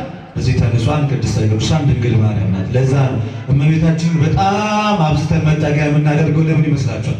የመማፀኛ ከተማችን ናት እያለን በዚህ ልክ ወደ እሷ የምንጠጋው በልጇ በኢየሱስ ክርስቶስ ያገኘነው መዳን ከእርሷ በነሳው ሥጋ ስለሆነ ነው። ከእርሷ በነሳው ሥጋ ሰው ሁሉ ወድቆ በነበረ ሰዓት ላይ አዝነን ተክዘን በነበርን ሰዓት ላይ እግዚአብሔር ወደ ምድር ተመልክቶ ንጹሕ ቅዱስ አንድ ያገኘው ማንን ነው? እመቤታችን ቅድስተ ቅዱሳን ንጽሕተ ንጹሐን ድንግል ማርያምን። እሷ እድፍ ጉድፍ የሌለባት ንጹሕ የአዳም ውድቀት ያላገኛት እርኩሰት የሌለባት በሐሳቧም ድንግል በሕሊናዋም ድንግል በአንደበቷም ድንግል በሁሉም ነገር ንጹሕ ቅዱስ ንጽሕት ወደ ሆነችው ልጁን ማላከ እግዚአብሔር ልጁን አንድያ ልጁን ወደ እርሷ ላከ። ልጇ ክርስቶስ ኢየሱስም ከእርሷ ተወለደ። ከእርሷ ባይወለድ ኖሮ ምን ባላለን ነበር? ባልሞተ ነበር። ሞቶም ደግሞ ሕይወትን ባልሰጠ ነበር። ሕይወታችን የተወገደው በማን ነው? ሞታችን የተወገደው በማን ነው? በክርስቶስ ኢየሱስ ማለት ነው። የእኛን ሞት ለመሞት የሚሞት ስጋችንን ገንዘብ ያደረገው ከማን? ከእመቤታችን ከንጽሕተ ንጹሐን ከቅድስተ ቅዱሳን ከድንግል ማርያም። ለዛ ነው በዘመን መጨረሻ እግዚአብሔር ከሴት የተወለደ ከሕግም በታች የተወለደ ልጁን ላከ የተባለው። ለዛ ክርስቶስ በስጋ የተገለጠው ከማን ነው? በስጋ ከእመቤታችን ከንጽሕተ ንጹሐን ከቅድስተ ቅዱሳን ከድንግል ማርያም። ይቆያል።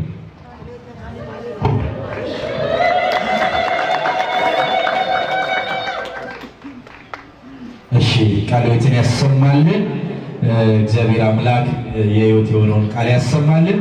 እንግዲህ ደከማችሁ፣ ጥያቄዎቻችን እያጠቃለልን ነው። ብዙ ጥያቄዎች አሉ። ነገር ግን እኔ ለፈለገ የመጨረሻ ጥያቄ ነው የማቀርበው። ምክንያቱም ከሰዓታችን አንጻር እናንተም ደግሞ እንዳሰለችሁብን ነገም ደግሞ ሰፋ ባለ አገልግሎቱ እንዲከናወን ነው ዋና የዛሬው የጉባኤያችን መልእክት። እንግዲህ ወደ ቅድስት ቤተክርስቲያናችን እንሂድና ሰዎች በኃጢአት ሲወርቁ ከቅድስቲቷ ቤተክርስቲያን ይኮበልላሉ፣ ይሸሻሉ።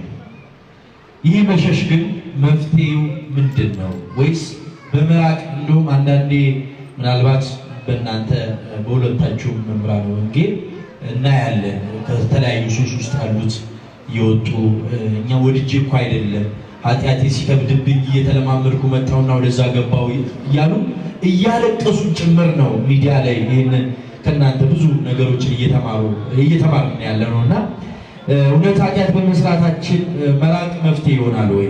አንዳንዴ ደግሞ መቅረብም ደግሞ ድፍረት ነው፣ አንቀርብም እንላለንና እነዚህ ከምንስ አንጻር ይታያሉ? መቅረብስ ድፍረት ነው? መራቅስ መፍትሄ ነው ወይ? ወደ ክቡር መምህራችን። እሺ መምህራችን ቃልዎት ያሰማልን። እጅግ በጣም ድንቅ አገላለጽ የሚሰጡት ቃልዎት ያሰማልን።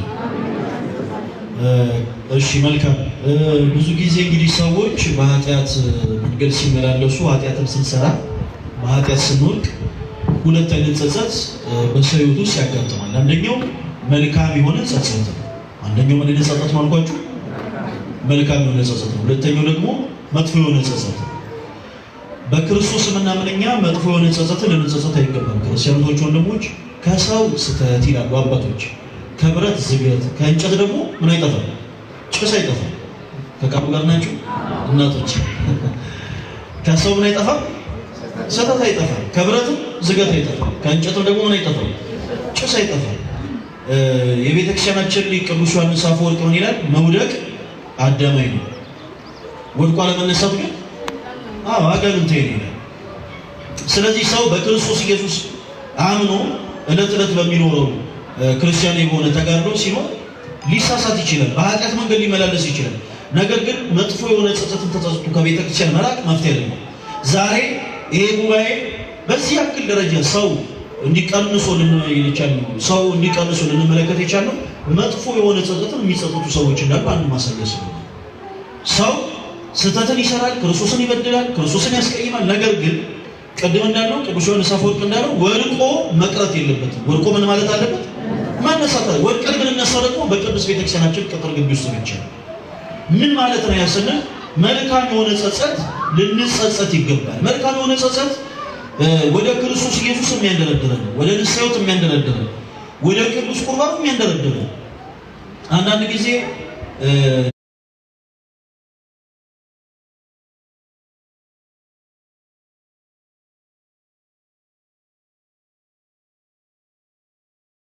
ንብረት ሊሰበስብ በእውነት ስሙ ከምድር ማለት እስከ ዓለም ጫፍ የተመሰገነ ይሁን። ትናንት የሰራነውን ግን እኛና እግዚአብሔር ነን የምናውቀው። ትናንት የነበርንበትን ቦታ፣ ትናንት የነበርነን ውሎ፣ ትናንት የቆየንበትን ቦታ እግዚአብሔር አምላክ ያውቃል፣ እኛም እናውቃለን። ከወደቅንበት ከዛ ኃጢአት ከወደቅንበት የወደቀ ማንነት ይሄ የቆሸሸ ስራ የቆሸሸ ኃጢአት ልንነጻ የምንችለው በክርስቶስ ኢየሱስ ብቻ ነው። በማን አልኳችሁ?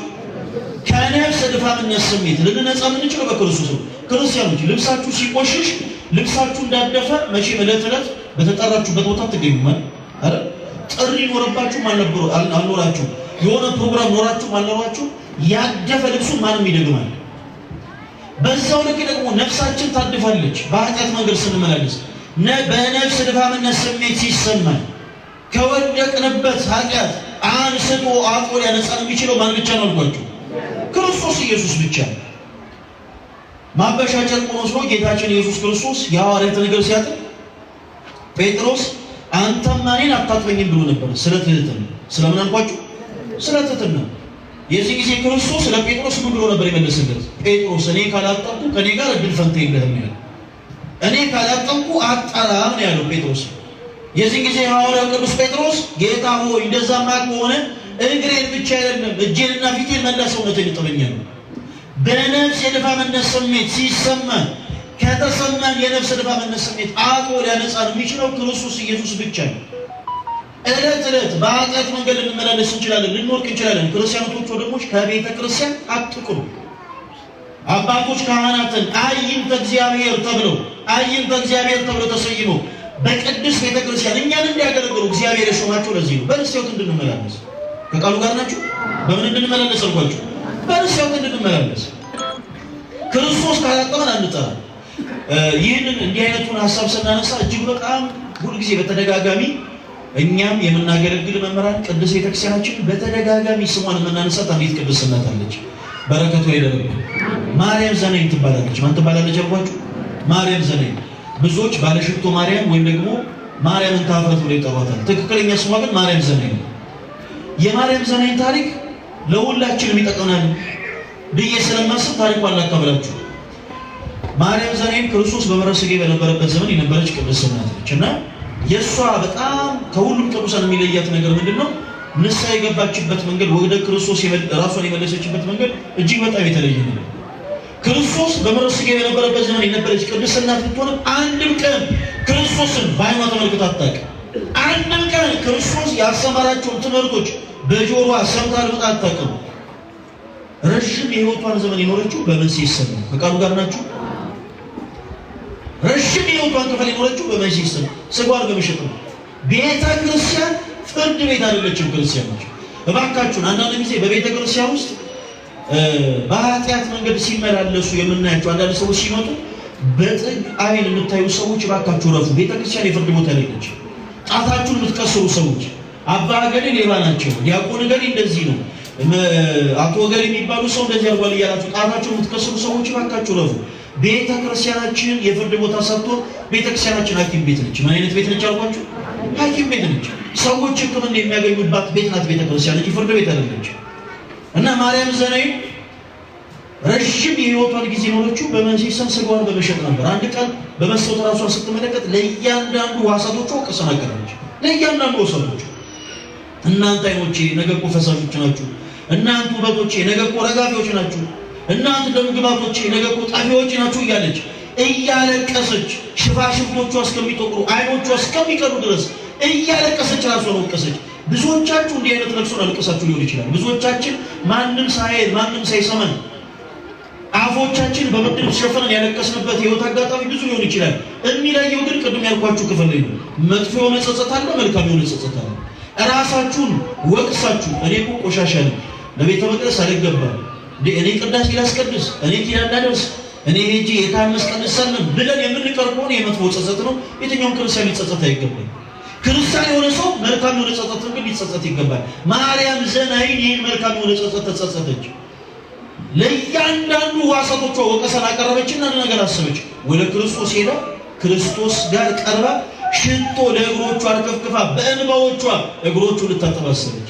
እግዚአብሔር አምላክ እንዲህ አይነት የንስሐ ልብ ለሁላችን ይስጠን። እና ትልቁ ፈታኝ የሚሆነው ነገር ምንድነው መሰላችሁ? ክርስቲያኖች ሁልጊዜ ልንለወጥ ስንል ወደ ክርስቶስ ልንቀርብ ስንል በዙሪያችን የሚጎቱ ሰዎች አሉ። በዙሪያችን በሱስ ሕይወት ውስጥ ያለ ወንድሜ ካለበት የሱስ ሕይወት ወጥተህ ራስን ወደ ቤተ ክርስቲያን ልታቀርብ ስትል ሁልጊዜ ገመዶቻቸውን አጥብቀው ይዘው የሚጎቱት ዙሪያ ያሉ ሰዎች ናቸው። እህቴ አንቺም ልክ እንደዚህ ደግሞ አንተ ከመጀመሩ ነው ነጠላ ለባሽ ሆንኩ፣ ደግሞ አንቺ ከመጀመሩ ነው አስቀዳሽ ሆንሽ፣ ደግሞ እናንተ ከመጀመሩ ነው ሰንበት ተማሪ ሆናችሁት የሚሉ ሰዎች አሉ።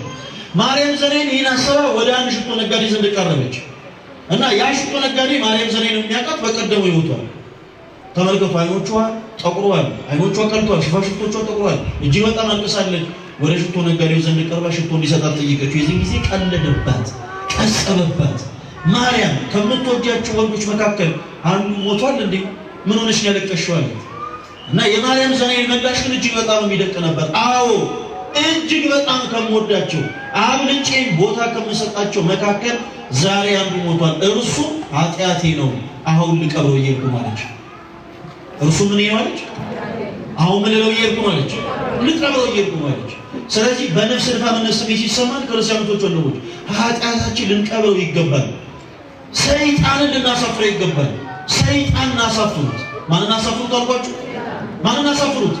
ሰይጣንን ልናሳፍረው ትላንት ያሰራንን ነውር ለቃል ስናዘዘ ከቃሉ ጋር ናችሁ። ሰይጣንን ማሳፈር አለብን። ሰይጣንን ልናሳፍረው ትላንት ያሰራንን ነውር ትላንት ያስገባን የኃጢአትን ጉድጓድ እያሰበን እያስታወስን ለካህን የተናዘዝለት ሰይጣንን እናሳፍረዋለን። ራሳችን ከነፍስ ድካምነት ስሜት ክርስቶስ አጥቦ እንዲያነጻን አሳልፈን እንሰጣለን። ስለዚህ ሰው ሁላችንም በቅድስና ሕይወቱ ስንኖር በዚህች የቤተ ክርስቲያን ተጋድሎ ዕለት ዕለት ስንኖር ቅድም እንዳልነው ሰው ሆኖ ማይሳሳት የለም። ልንሳሳት እንችላለን፣ ልንወድቅ እንችላለን፣ በነፍስ የድካምነት ስሜት ሊሰማን እንችላለን። ምን ጊዜም ቢሆን ግን ከቤተ ክርስቲያን ራሳችን ልናረቃ ይገባል። ቤተ ክርስቲያን ለሁሉ መድኃኒት ቤት ነች። ፈውስ የሚያሰኝ ሰው በአጠቃላይ መምጣት አለበት። ለዚህ ነው እኮ ሊቃውንተ ቤተ ክርስቲያን ክርስቶስ የተሰቀለው ለጻድቃን አይደለም የሚሉት። ለዛ ለምኖች ነው የተሰቀለው ክርስቶስ? አዎ ለኃጢአተኞቹ፣ ለእኛ ነው የተሰቀለው። ስለዚህ መድኃኒት የሆነው ቅዱስ ሥጋው መድኃኒት የሆነውን ክቡሩን ደም መቀበል የሚሹ የታመሙ ነፍሳት በአጠቃላይ ሊመጡባት ይገባል። ከዚህ ዕለት ጀምረን ሰይጣንን ልናሳፍረው ይገባል። ወስብሐት ለእግዚአብሔር። ይቆያል።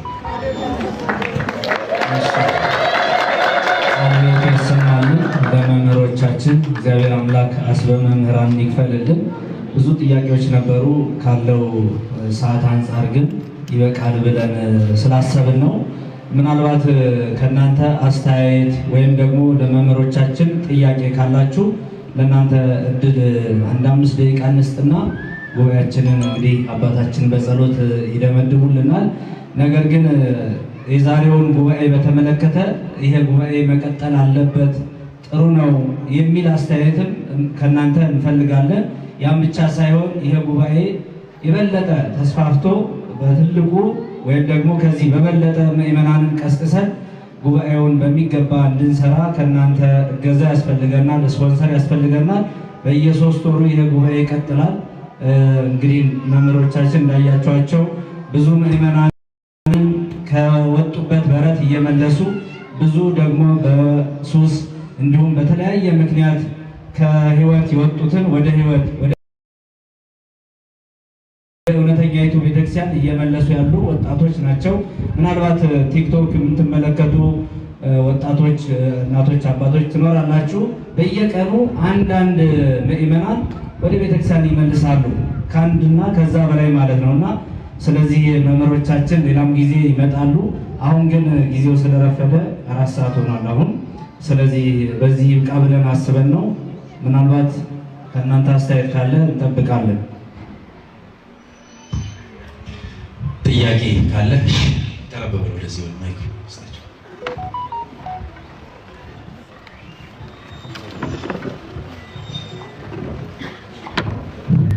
እግዚአብሔር ይስጥልኝ። ጥያቄዎች ነው የምጠይቀው። አንደኛው መቼም እግዚአብሔር የሰው ልጅ ሁሉ ጠቅላላ ፈጥሯል። ከዛ ውስጥ እንግዲህ ሙስሊሞች ይኖራሉ፣ ፕሮቴስታንቶች ይኖራሉ። ግን በመጽሐፍ ቅዱስ ጥቅሶቹን ባይዘው ስጋዬን ያበላ ደሜን ያጠጣ የዘላለም ሕይወት ይኖረው ይላል። እነሱስ እንዴት ይሆናሉ? ሙስሊሞች ነው፣ ፕሮቴስታንቶች ነው። ሁለተኛው ጥያቄ ደግሞ በቃና ዘገሊላ እናታችን ቅድስት ድንግል ማርያም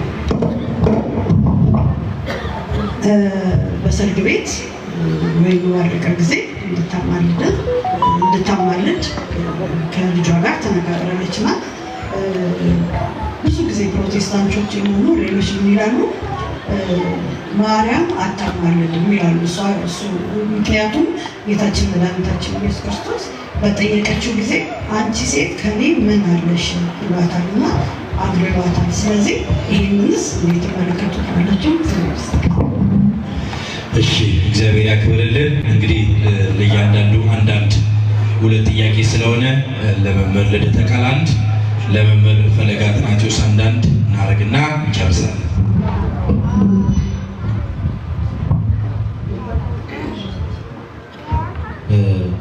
በጣም እናታችን የጠየቁት ጥያቄ በጣም ደስ የሚል ጥያቄ ነው። እንግዲህ በጥቅሱ ያለው ዮሐንስ ወንጌል ምዕራፍ 6 ቁጥር 51 ላይ ነው። 51 እስከ 54 ድረስ ያለው ስጋዬን ያልበላ ደሜን ያልጠጣ የዘላለም ሕይወት የለውም ይላል እና ጴንጤዎችና ሙስሊሞች ምን ይሆናሉ? እኛ ብቻ ነን እየበላን ያለነው አይደለም? እሺ ጥሩ ጥያቄ። ምን ይሆናሉ ለሚለው እንግዲህ መጽሐፉ እንደተናገረ ስጋዬን ያልበላ ደሜን ያልጠጣ የዘላለም ሕይወት ምን የለውም? የለውም። የሚበላ አለው የማይበላ የለውም። ግን ክርስቶስ ለእኛ ብቻ አዳልቶ ነው ወይ እሱን የሰጠው? አይደለም። ምንድን ነው ያለው? በዚህ በማርቆስ ወንጌል ምዕራፍ 16 ቁጥር 15 ወደ ፍጥረት ዓለም ሁሉ ሂዱ። ወንጌልን ለማስበክ ነው የተባለው፣ ለፍጥረት ሁሉ ስበኩ። እኛ አሁን ኦርቶዶክስ ለተባለው ብቻ አይደለም፣ ለቀዩ አይደለም፣ ለጥቁሩ አይደለም። ሐዋርያት የተላኩት ወደ ዓለም ምንድን ነው ዳርቻ ሁሉ ነው። ግንስ አምኖ የተቀበሉት ደግሞ የዚህ በረከት ተሳታፊ ይሆናሉ። ምን እንደሚል ዮሐንስ ወንጌል ምዕራፍ 1 ቁጥር 13 ላይ ለተቀበሉት ግን ጴንጤዎችና ሙስሊሞች እኮ ካልተቀበሉት ያን ስጋና ደም መብላት አይችሉም። ሙስሊሞቹ ክርስቶስ ፍጡር ነው ይላሉ፣ ሎቱ ስብሐት፣ እሱ ግን ሰማይና ምድር የፈጠረ አምላክ። ስለዚህ አልተቀበሉትም። ያንን ስጋና ደም መብላት የሚችሉት ምን የሚሉት ለተቀበሉት፣ እንዲሁም ደግሞ ምን ለሚሉ በስሙ ለሚያምኑ። ፕሮቴስታንቶችም በስሙ አላመኑማ፣ በእውነተኛው በክርስቶስ ኢየሱስ እኮ አላመኑ። ክርስቶስ ኢየሱስ የድንግል ማርያም ልጅ ነው፣ አንድ ባህሪ ነው፣ ተቀዳሚ ተከታይ የሌለው የአብ የባህሪ ልጁ ነው ብለው እስካላመኑ ድረስ የክርስቶስ ኢየሱስ እውነተኛው ስጋ ነው እውነተኛ ደም ነው እስካላሉ ድረስ እናታችን ፕሮቴስታንቶች እኮ የክርስቶስ ስጋና ደም እውነተኛ ነው ብለው አያምኑ። ስለዚህ ሊያድናቸው አይችሉም ስላላመኑ። ሁለቱም እነዛኛዎቹ ክርስቶስ ኢየሱስ አምላክ ነው ብለው ስላላመኑ የዘላለም ሕይወት ተካፋይ አይደሉም። እነዚህኞቹ ደግሞ ከእውነተኛይቷ ቤተክርስቲያን ስለተለዩና የክርስቶስ ኢየሱስ ቅዱስ ሥጋውና ክቡር ደሙ አማናዊ ነው እውነተኛ ነው ብለው ስላላመኑ ለእነርሱ ይህን የክርስቶስ ሥጋና ደም ምን ሊላቸው አይችልም፣ ሕይወት ሊሰጣቸው አይችልም።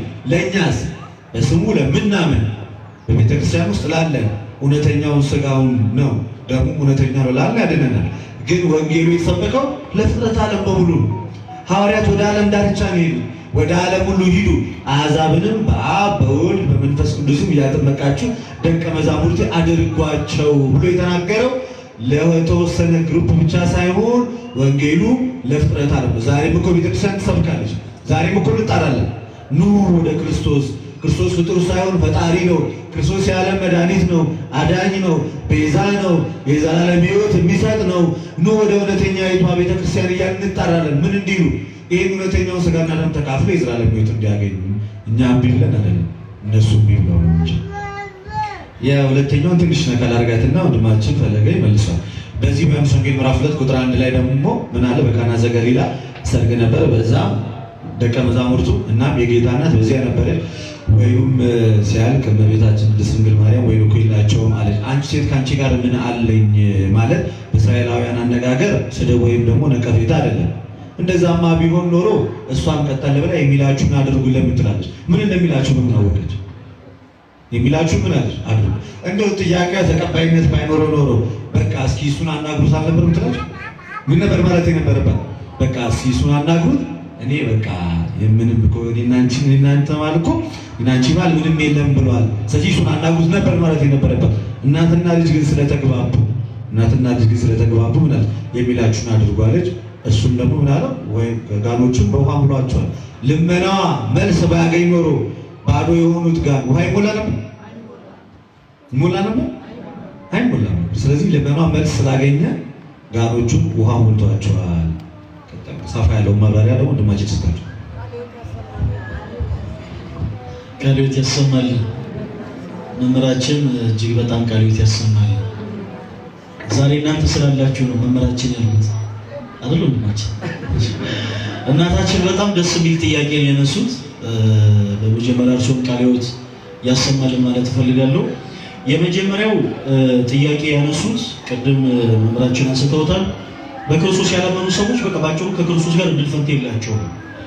ነገር ግን ክርስቶስ ለእኛ ብቻ ነው የተሰቀለው፣ ለእኛ ብቻ ነው ሥጋውን የቆረሰው፣ ለእኛ ብቻ ነው ደሙን የፈሰሰው አይደለም።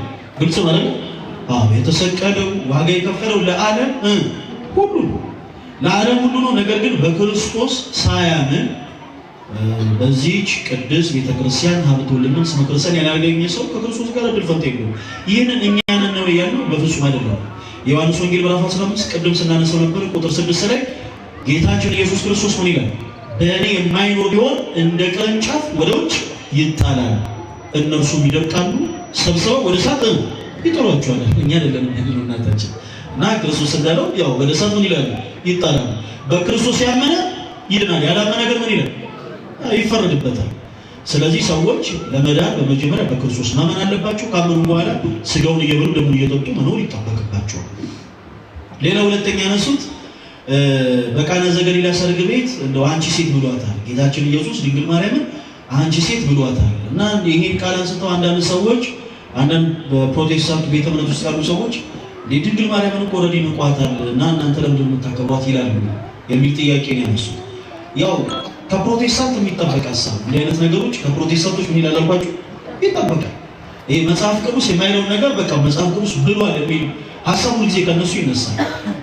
የቄስ ሚስት ማለች አሉ መስቀል አትሰለም የሰማችሁ ነው አባቶቼ ይቅርታ የቄስ ሚስት ምን አትልም አልኳችሁ መስቀል አትሳለምም እና ለምን አትሳለምም ሲሏት ምን አለች አሉ ደግሞ ይፍቱኝ ስላቸው ቢፈቱኝ ይሰለች የሆነ ያልሆነ ነገር እንደሆነ አድርጎ የሚስል ሰው ፕሮቴስታንት የሚባል ሰው ያልሆነ ነገር እንደሆነ አድርጎ የሚስል እና ጌታችን ኢየሱስ ክርስቶስ አንቺ ሴት ያለው ከምን አንፃር ነው? በመጀመሪያ ደረጃ አንቺ ሴት የሚለውን ቃል ብቻ እንፍተው። ቅድም መምህራችን በደንብ በሰፊው ሲያነሳው ነበር። ሴት የሚለውን ሀሳብ ስናነሳ እናታችን ሔዋን ቀድሞ በገነት ሳለች ድንግል ንጽሕት ቅድስት ሳለች ትጠራበት የነበረው ስም ምንድን ነው? ሴት ነው። ከቃሉ ጋር ናችሁ? ሴት ነው። ቀድሞ በገነት ከጥፋት በፊት ንጽሕት ቅድስት ድንግል እያለች እናታችን ሔዋን ሴት ነበር ተብላ የምትጠራው። ለዛም ነው ክርስቶስ ቅድመ ወሊድ፣ ጊዜ ወሊድ፣ ድህረ ወሊድ፣ ቅድመ ጸኒስ፣ ጊዜ ጸኒስ፣ ድህረ ጸኒስ ድንግል ማርያም ንጽሕት ቅድስት ድንግል ስለሆነች አንቺ ሴት ብሎ ይጠራት። ይሄ ዘዬ የሚባል ነገር አለ፣ ሁላችሁም ልታውቁት ይገባል። ዘዬ ማለት የቋንቋ ስርዓት፣ የቋንቋ ስልት ነው። አሁን በዘመኑ ቋንቋ እዚህ ላይ ያሉ ወጣት ወንድሞቻችን ልክ ስንገናኝ ሰላም ስንባባል ምን እንባባል? አንቺ ጀለስ እንዴት ነው ሰላም ነሽ እንባባለን አይደል? ጀለስ የምን ቃል ነው? የእንግሊዝኛ ቃል ነው። ቀጥታ ትርጉሙ ስትፈቱት ምቀኛ፣ ሸረኛ ማለት ነው።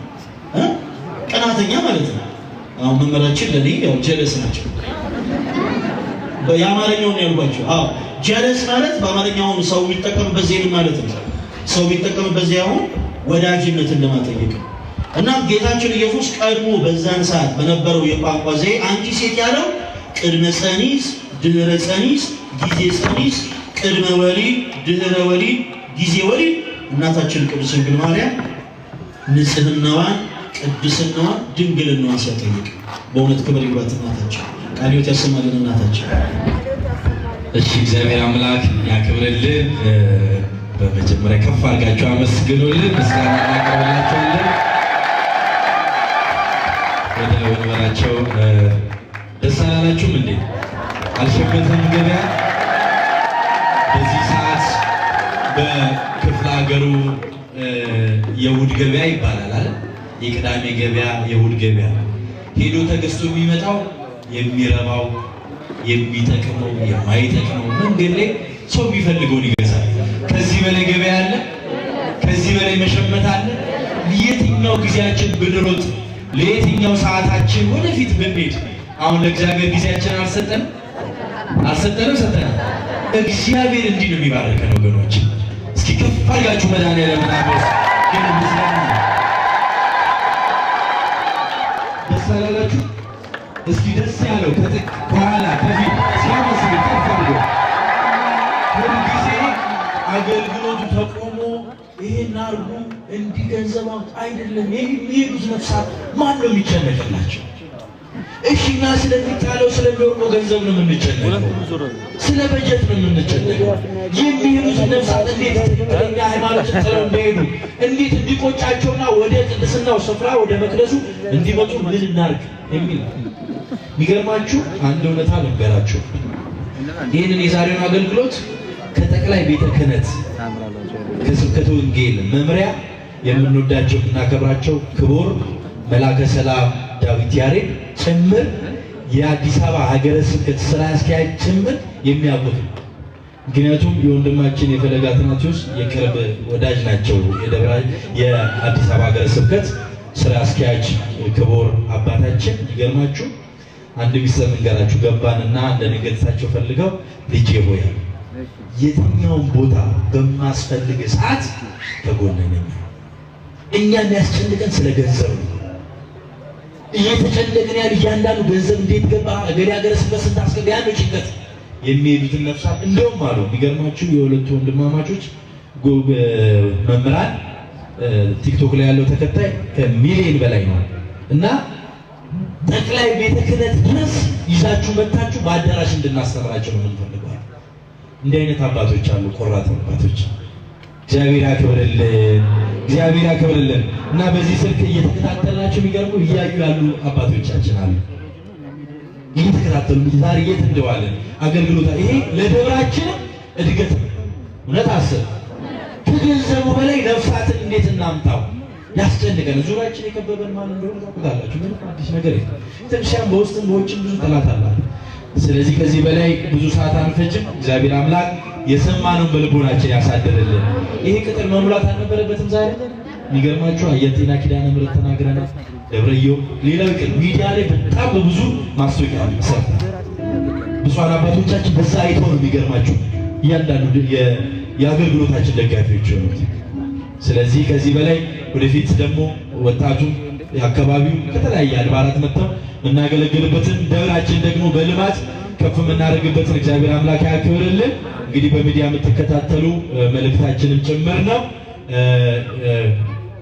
ቤተክርስቲያናችን አካውንት እስኪ አምጣልኝ። በሚዲያ የምትከታተሉ 73 50 811 ደግሞ አለው 1034 73 50 811 ያው በኋላ በላይ በተላለፈው ሁሉም ላይ ስለምናስተላልፍ ቤተል ጉለሌ መድኃኔዓለም ቤተክርስቲያን ሰበካ ጉባኤ ጽሕፈት ቤት ይላል። ሁላችሁም ቤተል ጉለሌ መድኃኔዓለም ይላል። አካውንቱን ስታስገቡ ይመጣላችኋል።